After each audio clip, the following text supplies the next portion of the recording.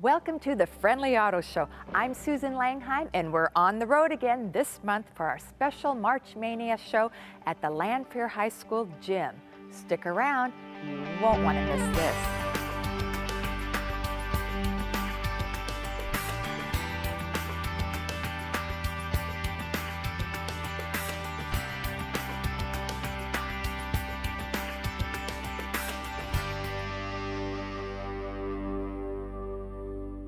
We're in Lobernica Gymnasium at the Lanphier High School, and it is my extreme pleasure to introduce three of the most popular coaches in Springfield. I have Arlen here, Bob, and Craig, and I just appreciate you being on the Friendly Auto Show. Tell me how you started, how you got interested in coaching. I was interested in coaching for about as long as I can remember. I followed through on that ambition and ended up coaching. How many years were you here? Here at Lanphier, 22, coached 26 years total, 4 years before I came here. Bob, you've had a wonderful coaching experience. Tell me a little bit about that. Arlen came here my sophomore year when I was a student, and all of a sudden this young guy with a flat top, and couple years, Lanphier was basketball. Arlen started it all, and I was fortunate enough to play for him, and I always thought I wanted to be a lot like Arlen. I don't think I've ever achieved that personally, probably, but he set a good example, and like I say, when you talk about basketball at Lanphier, you got to talk about Arlen Lober. Absolutely. Craig, how about you? Give us a little rundown of your experience. Well, I didn't know anything else but sports coming out of high school and college, and so I thought I'd go into coaching, and I was fortunate to have some nice players, and fortunate to come down here to Lanphier. I was up in the Chicago area, and I got a phone call to come down here and apply for it, and I knew of the rich tradition of these two men here, and just wanted to be part of it, and fortunately was able to be here for 10 years. You had a star player here. Well, we had a lot of star players here, but one you're probably talking about is Andre Iguodala, who's playing in the NBA for Golden State Warriors now. He's a special player, special athlete, special person, and you know, he brought us a lot of rewards, and as well as responsibilities. You know, when you have a star player like that at his magnitude, you've got a lot of recruiting responsibilities and coaches coming in, and then you change your schedule and you go to shootouts that you were invited to do because of the special players. So things change quite a bit when you have those type of players. How did you handle star players, Bob?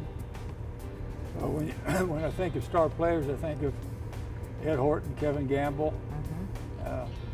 When you have a kid like that, same as when Arlen had some of those players, Calvin Pettit, Ivan Jackson, you're going to have 2 or 3 good years. When you have a big guy in the middle, it's about 6'8" and can play basketball. But I was fortunate that the years we had 3 real good teams when I was here, and all 3 of them, especially 2 of them, but basically all 3 of them were not only good basketball players, but they were real good people. And I think that's a lot of it. I think the farther you go in the tournament, the more intelligence, character, and desire, the things that are important in life, really are important then, and I think that's why those players go farther. What was important to you, Arlen? Well, one thing I want to say, Bob was talking about the Lanphier tradition, and I started that. He started. When I came here, he was a sophomore, and I was the freshman-sophomore coach my first year, and then the varsity coach after that first year. So Bob was one of my star players his junior year. He started the string of we had started the string of city tournament championships, but after he got here, we won 5 more in a row outright. So I credit Bob with a lot of the good beginning that I had here at Lanphier High School. That's great. Craig, how has coaching changed from when Arlen and Bob coached to when you coached and even now? I think one of the things that maybe the kids are starting to specialize a little bit more in one sport, and I think when even when I was in high school and the kids were involved with a lot of sports, 2, 3 sports, and now they're narrowing it down to 1, sometimes 2, and that's kind of the exception. So you're talking about a kid rather than in the summertime playing baseball or getting ready for football. He's in the gyms, the open gyms. They're traveling to summer tournaments up in Chicago and that type of thing. So it's really kind of narrowed your focus down into one particular sport. Arlen, how did you motivate your players? Well, I never thought that was really a problem. They talk so much today about getting ready for the game. I just felt that my job was to get them ready in practice 4 days a week, and then the next 2 days it was up to them. I never felt it was a problem. Bob, remind us of maybe, I'm sure you have many, many favorite games and favorite plays and so forth. Can you just tell us 1 or 2 that come to mind? Lincoln, Lincoln, and Lincoln. That was easy. Lincoln High School was one of the things that hurt me more than anything in my life was when I was a senior. We played Lincoln in a sectional, and I missed the layup at the end of the game. They go down and score, and they win. And it was probably 10, 15 years later before I had an opportunity then to coach against Lincoln. And we practiced every night for 20 minutes against Lincoln's press because there was nothing more that I wanted to do than play Lincoln and beat them. And we were fortunate 2 times that we went to the state tournament. We played Lincoln and beat them both times. And it's at Lincoln High School. That's it. But I will have to say, it's a tremendous basketball program up at Lincoln. How about you, Craig? Well, we had Lincoln was also probably the most exciting game that I ever coached against. We played Lincoln at the Convention Center, and we played them in a triple overtime ball game. And I'll never forget that. Coaches were worn out, the players were worn out. I think everybody watching the game was worn out. But we fortunately came out on top of that one. And so, to say Lincoln again with Bob, I understand where he came from. I was an assistant at Lincoln for a couple of years, so I know exactly how strong that program is and that type of thing. But there were a lot of games, and there were a few games against Southeast and Peoria Central that come to mind, and then the special games when you get to play in a different type of venue, being able to go to the Savas Center in St. Louis for a shootout. Those are special times for the kids and for the fans to come watch and play outside of Springfield. So there's just a lot of good memories. Very nice. Arlen, for some young boy or girl watching the show, what kind of encouragement can you give them and tips of how to continue on with basketball and possibly have great success with it in college and beyond? I think the main thing is if they can maintain their interest. We have lots of kids that start out in one sport or another, and by the time they get even to high school, they've dropped out. But they will get a lot of encouragement, of course, to continue if they're pretty good at it. But I think that the main thing is it gives you something to do, something to keep you out of trouble, and so stick with it. And maybe if you have the talent, someday you'll be a big success. But otherwise, what's the ad that's on the TV all the time now? Make a champion out of everybody. That's right. That's great. Bob, what do you miss most about coaching? Just being in the gym and practice. It's been a great run, I'll tell you that. I thank God every day I had an opportunity to teach and coach at Lanphier and be with this guy. That's fabulous. Craig, you have your son, senior, on the basketball team. Yes. What advice do you give him, and how do you help him? I try to, kind of stay away from too much advice, let his own coach give him the advice. But if he comes to me and asks me, you know, what am I doing wrong on my shot, or just something like that. We kind of keep it with that. So I'll make a few corrections with him, and it's been a lot of fun watching him play this year. And you know, sometimes you do miss it. A lot of people say, do you miss coaching? I think that's common for people to ask any former coach, and at times you do miss it. But I've also really cherished the time my wife and I have had an opportunity to watch Nick play this year, and be able to sit back a little bit and enjoy it. Great. Well, we sure have enjoyed all of you, and thank you for everything you've done for Lanphier High and this community. You guys are tops, and I know any coach watching would just strive to be as wonderful as all three of you. Thank you so much. Thank you, Susan. Thank you. Appreciate it. Welcome back to the Lober-Nika Gymnasium here at Lanphier High School, and it's my pleasure to have Rick Sanders with me today. How are you doing? Fine, thank you. How are you? Good. You have a lot of hats that you wear here. Not only athletic director, but tell me a little bit more about your responsibilities. Well, it's kind of like being an assistant principal of a high school of 15,000 kids. So there's a lot of things that happen on a day-to-day basis, but it's a great position. And we've got great athletic directors and administrators and teachers, and so we take care of day-to-day issues that come up throughout the course of the school day and address those and basically try to come up with solutions that everybody can live with. That's great. You were telling me things going full circle. You played against Craig, who was on a little earlier. Right. Tell me about that. Well, I don't remember too much. It was a little while ago, but he played for Gibson City. I just remember that they always had to have short hair is what we remember about those kids. But yeah, we played they had a turkey tournament in basketball, so we played them in basketball once a year. And then we ran track against them usually once a year, or we might see them at the state finals or something like that. So. That's great. Yeah. And then here you are, right? Right, yeah. What motivates you, Rick, as an athletic director? Well, I think it's just the competition.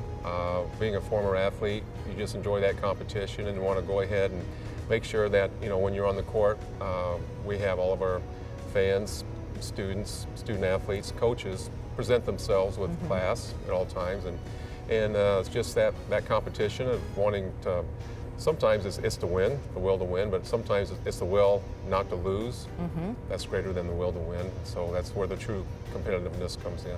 That's great. How do you help some of these athletes move on to college and to find their place at the particular college? Well, we tell kids, and I tell the athletic directors that if a student athlete wants to participate at the next level in an activity, and usually I'll use the term ball, but we know that there's a lot of people that play golf and swim and wrestle and things like that. But if they do want to play at the next level, there's colleges for them regardless of their ability level.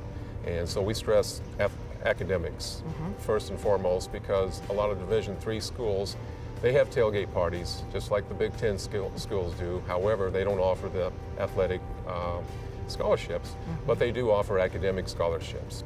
And so if kids can do well in school, most Division III schools, about 40 to 55% of the students there also participate in extracurriculars. And so we encourage them, to go that route. It's pretty difficult and challenging to be a Division I prospect, but we all can be students, and we can be student athletes if we choose to do that. We've got a document put together that we give to students. It's a one-page document with an introductory letter that we can provide them. And then we also have with our audiovisual department, if we can get a DVD, and for some kids we've made their DVDs, and then we'll put it together and make copies, and then I tell the folks, the kids and the parents, once we get everything put together, I said, all we need now is the name and address of where you want it sent, give that to us, and we can do the rest for you. So it's so helpful, to these athletes. Tell me, what sports do you participate in now? Do you keep You look like you keep active. Yeah, I play basketball. Try to play a couple times a week, but sometimes our schedule limits that. For instance, we do have a game on Monday nights. We call it the Old Men's League that we play at one of the churches, but we'll have to postpone that tonight because we have regionals beginning tonight at Springfield High School. Great. Thanks so much, Rick, and good luck on March Madness, and very exciting time. Thanks so much. Thank you. It's my extreme pleasure to be with the Blazek family today. Hi, Sarah and Matt. Hi there. Welcome. You have a story of all stories to tell. We're talking about your little daughter, Callie Bug, as you call her, and she is in charge, Yeah. isn't she? She So is. it's a great ending. But let's start from the beginning. You went into labor very early. Yep. Well, it actually started in Vegas at 26 weeks. I was at a convention for work and something wasn't right, and I told my husband, I said, I think we need to call the doctor, and was able to get on the plane and fly home. Then I got home on a Saturday, and on Sunday morning I was hospitalized at St. John's Hospital. This was at 27 weeks. Finally at 28 weeks, and actually one day they said, you know, it's time, we gotta take her out. They took her by C-section on March 28th, and she, you know, fought really hard. She spent 2 months in the NICU. It was a long 2 months, but she was a fighter. You know, from day one she was gonna fight, and it was about, she got released 56 days, and then a month after she was released is when, you know, our nightmare began. We were pulling up to a local daycare to drop our oldest daughter off at daycare. Callie made a funny noise, just like a oop, and I'm in the front seat, and he had already taken her into daycare, and I was like, that doesn't sound right. So I got out of our car, and sure enough, she was completely purple, and I picked her up, and she just went limp. And I ran into daycare, and I'm banging on the doors, and a lady came and said, I said, she's not breathing, and she said, let me do CPR. She took her just CPR for a few minutes. The paramedics showed up, and Callie eventually started breathing again. We were rushed to St. John's. Her lungs, she had about a half lung left at this point, and she ended up pulling through, and the doctor said, you know, is there any other concerns that you have before we discharge you? And I had mentioned that her stomach wasn't right. Like she was very like bloated looking and wasn't going to the bathroom as much as she should. He said, let's run a couple tests. They did and found she had a malrotated bowel. So they took her in for surgery the next day, and she came out of surgery pretty good, the first surgery. Things were looking up. They said, you know, you get to get out on Friday. Friday night I went home, was the first night I got to go home so I could be with my oldest daughter. And my mom stayed. I got a call, Saturday morning. My dad was coming to pick me up because something happened with Callie. And so as we're driving there, he told me that Callie had a complication and she had DHIS, so everything inside of her came out of her incision. And my mom, you know, unfortunately had to witness the whole episode happened, and it was very traumatizing. And so they got her, I got to see her before the doctor took her back into surgery. And she came out and she wasn't responding. You know, her lungs kept collapsing. They couldn't get her off the ventilator. We had doctors and respiratory therapists and nurses in our room nonstop. They didn't leave our side, just working with Callie and trying to get her better. And for some miracle, she's pulling through. Finally, we got her off the ventilator. We got her on oxygen, and she came out of it. And you know, we were able to go home. We went home, but Callie kept on getting pneumonia. It was like basically she would be on the AMBAC for 10 days and then get pneumonia again a couple days later. We were at the hospital back and forth on the pediatric floor several more days, off and on. And they couldn't figure out why she was getting pneumonia.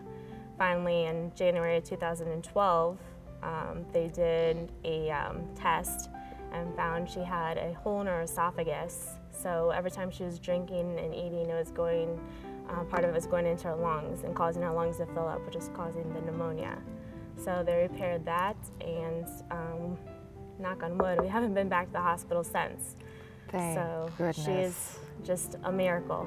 She is a miracle. Show me your wedding ring So when Kelly was born, she weighed 2 pounds 2 ounces, And while she was in the incubator, I could actually take this wedding ring and actually put it all the way up to her shoulder. That's how tiny She was tiny. Tiny. How did you get involved with the March of Dimes? Did you know about it? Did you know what they were about? Well, one afternoon we were at Ergaduzzi with the kids, and a lady named Megan, who was an ambassador to family previously, was telling me about her story about her daughter being born premature, and then I shared my story. And she says, I wanted you to meet Jennifer, who's the director of the March of Dimes here in Central Illinois. So she's like, would you ever be interested in doing the ambassador family for the March of Dimes? I'm like, sure, you know. So we set up a meeting, and I met with them over coffee one day, and we said, you know, we would do it. You know, honestly, I didn't know a lot about the March of Dimes during what we went through with Callie, but I learned a lot that day. You know, all the research and education they do, just all the funding they do for different community-based education programs for pregnant women. So they taught me a lot that day, and you know, it was awesome, and we said yes, so here we are. What are your duties as ambassador family? So as the ambassador family, what we're going to do for the next 12 months is we have a few speaking engagements and essentially just tell our story so people know what March of Dimes is. And the big event that's coming up is the March for Babies on April 19th at Southwind Park. We're trying to raise $135,000 this year. That's the goal. People could sign up at marchforbabies.org. And we're walking for our daughter, Callie, and we're Team Callie Bug. That's fabulous.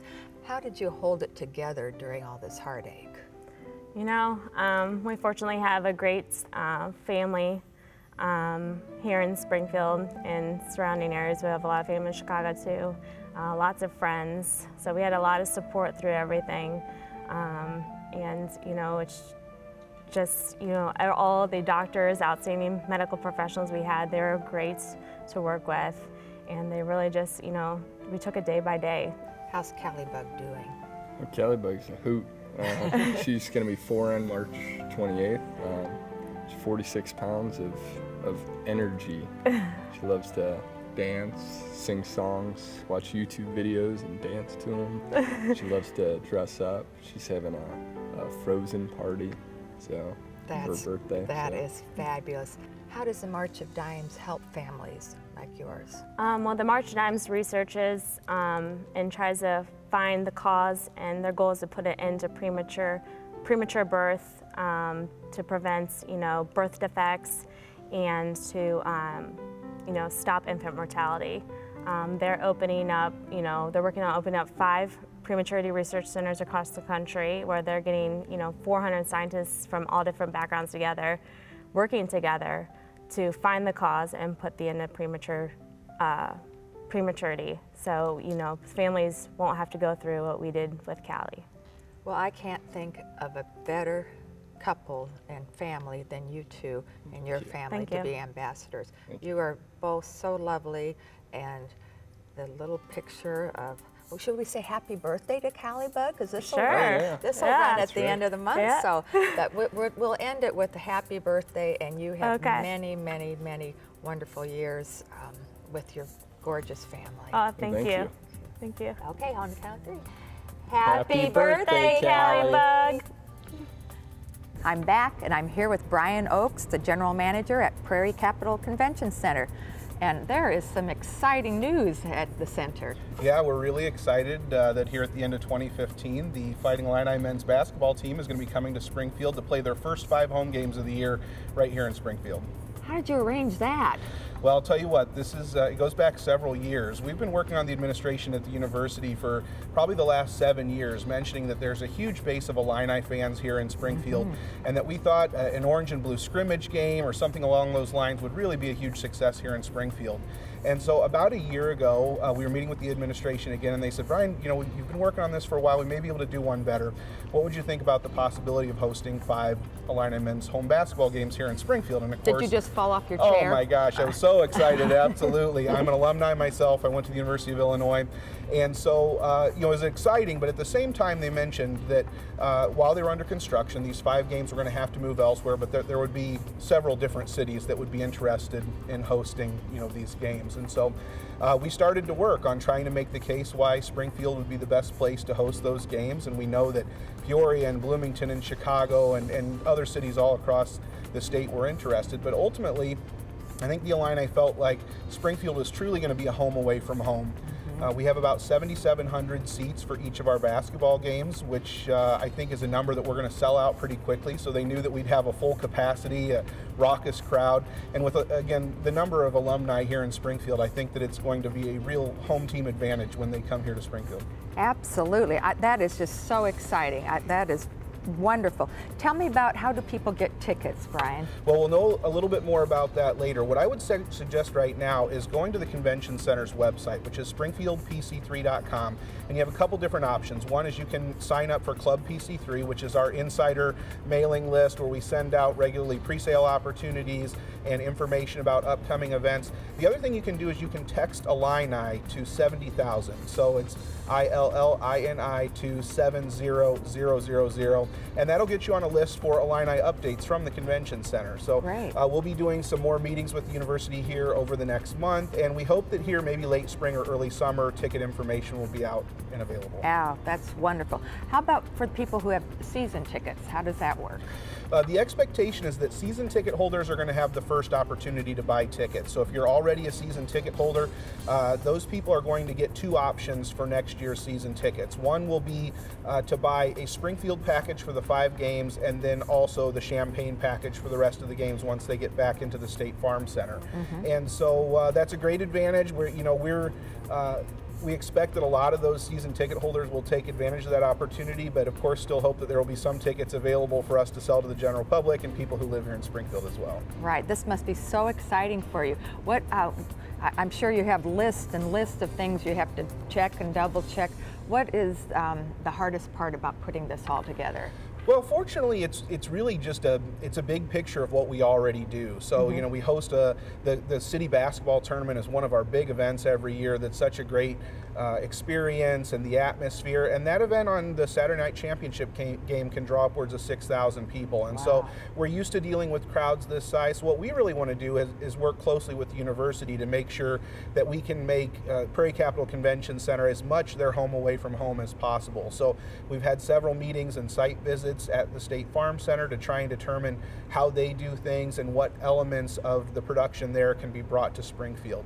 But it's really exciting also from an economic standpoint for Springfield, because when we talk about nearly 40,000 people coming to these games here in Springfield, a lot of these people are going to be from outside of Springfield. And so that means people who come in, they eat at our restaurants, they stay overnight at our hotels, hopefully they do a little shopping while they're here. And it can mean a significant economic impact on the city having that many people come through. So we're excited about that as well. That's great, Brian. Well, congratulations, and this is very exciting. And for people wanting more information, go to the website on your screen, and wow, go Illini, Go Illini, we can't wait. Yeah.